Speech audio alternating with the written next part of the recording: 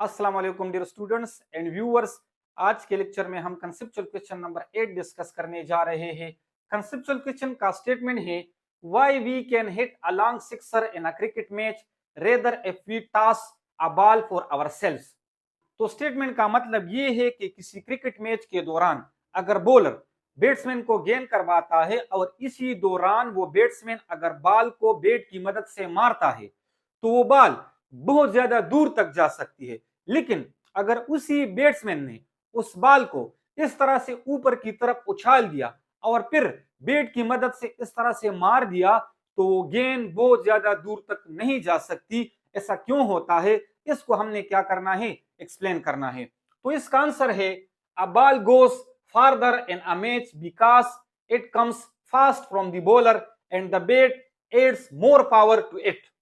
तो इसका मतलब ये है कि क्रिकेट मैच के दौरान अगर कोई बॉलर बैट्समैन को गेंद करवाता है तो उस बॉल की स्पीड बहुत ज्यादा होती है। तो बॉल की जो स्पीड होती है और बैट्समैन की बैट का जो पावर होता है, ये दोनों ऐड होके वो गेंद बहुत ज्यादा दूर तक जा सकती है। मजीद हम इसको एक्सप्लेन करते हैं और एक्सप्लेनेशन में हम इसको डिटेल के साथ समझते हैं। Explanation: when a bowler throws the ball in a match, it comes towards you with high speed.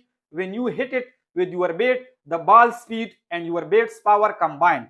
So it travels very far, even for a six. But when you toss the ball yourself, it is slow or almost still.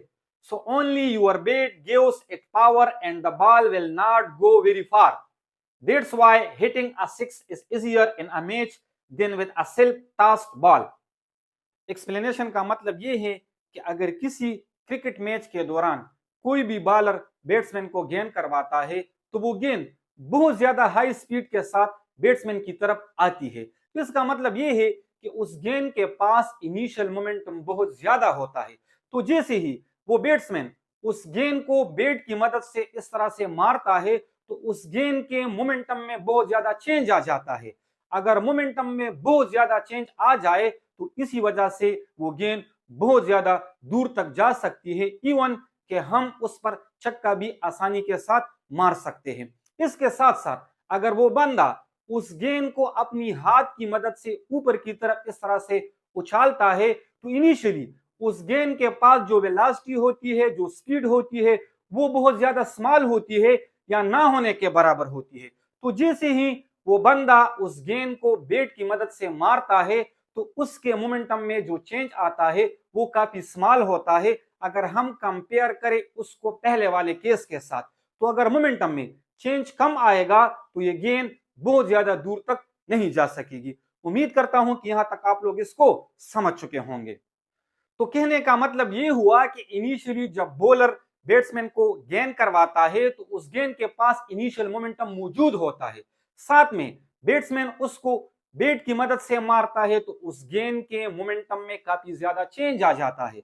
अगर काफी ज्यादा change आ जाता है तो इसकी वजह से वो गेंद बहुत ज्यादा दूर तक जा सकती है। लेकिन अगर दूसरे केस में हम देखें तो इनिशियल मोमेंटम उस गेंद के पास ना होने के बराबर है, यानी जीरो है। तो जब हम उसको बैट की मदद से मारते हैं तो उसके मोमेंटम में जो चेंज आता है वो इंतहाई स्मॉल होता है, तो इसीलिए वो गेंद बहुत ज्यादा दूर तक नहीं जा सकती। उम्मीद करता हूं कि आप इस कंसेप्चुअल क्वेश्चन को समझ चुके होंगे।